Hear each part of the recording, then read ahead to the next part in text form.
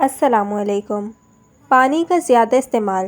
اگر آپ کمر کی چوڑائی کم کرنے میں سنجیدہ ہیں تو زیادہ پانی پینا بھی اس کا ایک بہترین ٹوٹکا ہے۔ پانی خون میں شامل ہوتا ہے اور چکنائی کے سالمات کو گلاتا ہے، جبکہ زیادہ پانی پینے سے بدن کے زہریلے مرکبات خارج ہوتے رہتے ہیں۔ نہار منہ لہسن کا استعمال۔ ہر صبح دیسی لہسن 1 یا 2 جو کھانا بہت مفید ہوتا ہے۔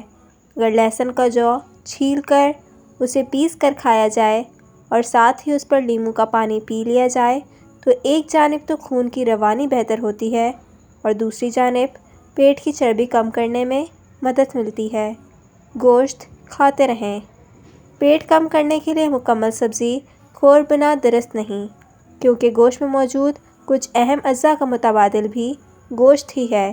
مرغی اور مچھلی کا استعمال زیادہ مناسب رہے گا۔ تازہ سبزیوں اور پھلوں کا استعمال۔ سبزیوں اور پھلوں کا استعمال بڑھانے سے پورے جسم کو فائدہ ہوتا ہے، اسی لیے ہر موسم کی سبزی اور پھل کو اپنی خوراک کا حصہ بنائیے۔ ان میں موجود وٹامن، معدنیات اور اینٹی آکسیڈنٹ آپ کو تر و تازہ رکھتے ہوئے غذا کی کمی کو پورا کرتی ہے اور روگنی غذاؤں سے دور رہ کر آپ اسمارٹ رہیں گے۔ مسالوں کا مناسب استعمال۔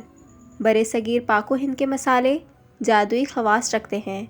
دار چینی بلڈ پریشر اور شوگر میں مفید ہے تو ہلدی اینٹی آکسیڈنٹ اجزاء سے بھرپور ہے۔